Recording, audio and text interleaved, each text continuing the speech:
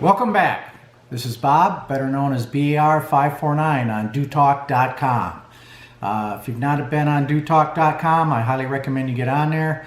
There's a lot of good people with a lot of good information to help you with your performance mods or any questions you have on Skidoo snowmobiles.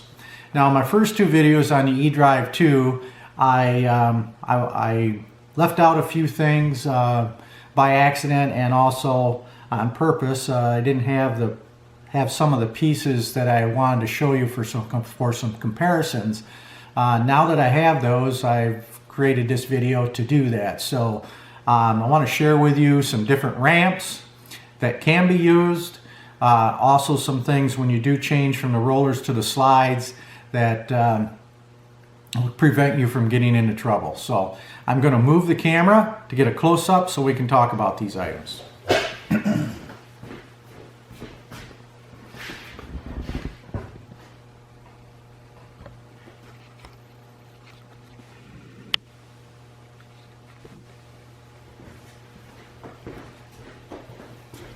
Okay, in 2014 and 15, Dew used rollers in the Edrive 2, and they were plastic or a composite of something, and they were known for flat spotting, and hopefully you can see that little flat spot on this roller. Okay, it's just a characteristic of it. It's a soft roller.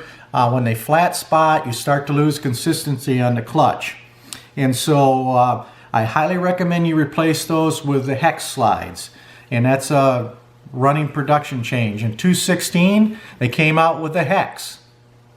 It's much slipperier. It has 6 wear surfaces, so if one side gets worn, you can rotate it and get it to the next wear surface. So it gives you a lot of wear there that you can use and keep for the life of the hex slide. It'll probably outlast the clutch. They wear very, very well, and they are slippery. Now, a key to these, they're easy to do. You've got to press the center pin out, take the roller off, put the hex in, and then press the pin back in. But you want to make sure that that pin is flush on that inner surface. It's got to be flush on both sides of that surface. If not, you're not going to be able to get the puck in there to set in there flush to be able to slide back in the clutch. It just won't go back together. So in doing that, if you get them right, you're going to be able to take and you're going to slide this clutch back together.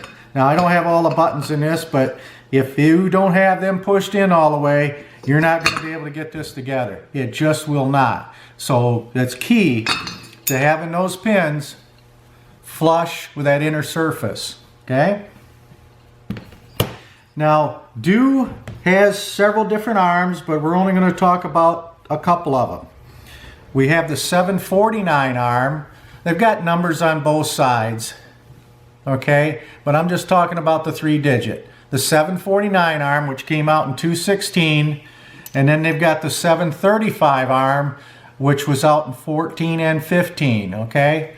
Now, the two are identical with some key differences. Okay?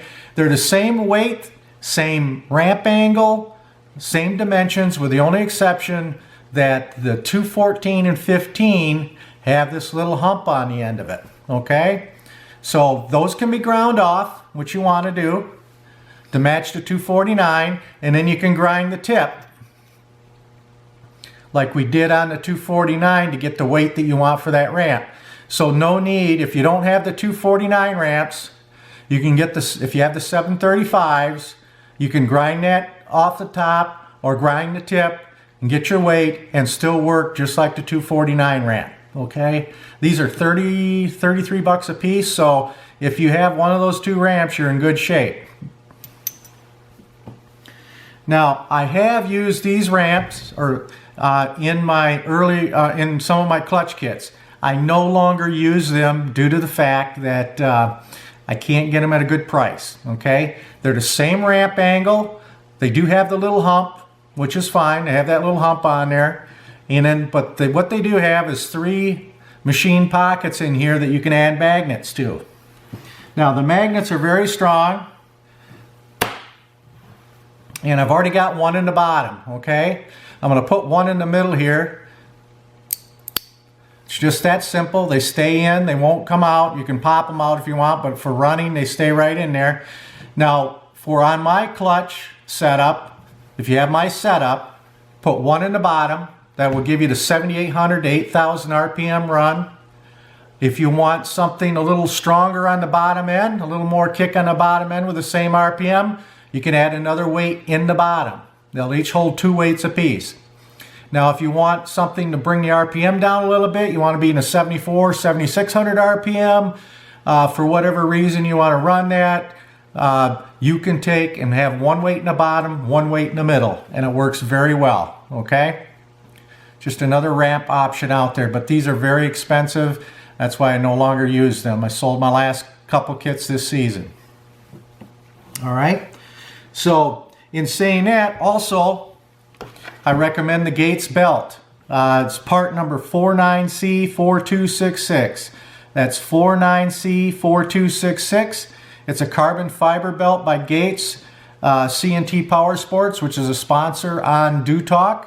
You've heard me mention his name. Chris does a very good job. He's a great guy to deal with, and I highly recommend you buy the parts from him. This belt far exceeds the 383 belt.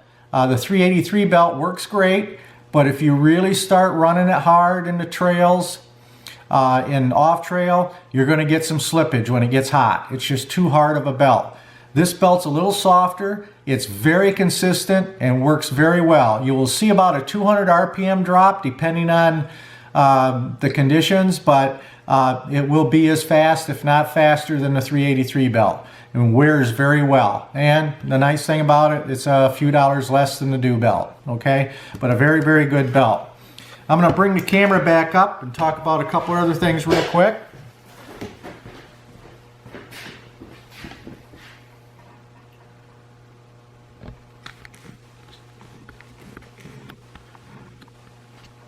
Forgive me for don't have my help today, so I'm playing Vanna White with the camera. So, that concludes the Edrive 2. If you have any questions, feel free to contact me on Do Talk. My handle is BAR549. That's BAR549. I'm on there every day. I do offer clutch kits. I offer clutch rebuilding. I do airbox mods for the 900 and 1200, muffler mods for the 900 and 1200 on there. So my sled, if you read the build thread, I've got a 216 Blizzard 900. I've done extensive mods to it. We've done airbox mod. We've done muffler mod. We've done an ECU flash, holder plugs. It's been dynoed, and we're putting out 111 plus horsepower. I've been able to run top speed of 104 on the Speedo, which actually translates to 95 miles an hour GPS. And we've all done this with a data collector to verify the changes. So, but just wanted to bring this third video out to highlight some of the things I missed in the first one. So if you have any need for performance mods or have any questions, please feel free to contact me on Do Talk. I'll be more than happy to talk to you about it. There is a couple more videos coming up. We have the QRS short shaft. We're going to do the disassembly and assembly, give you spring number and setup, also the helix. We're going to do a couple videos on the 900T. We're going to show on how to remove and replace the ECU when you take that out or you get your flasher to flash it. Also stock muffler DBs and also using the hurricane muffler DB from that. So stay tuned for those videos, and thanks for tuning in, and we look forward to bringing you another video. Have a great day.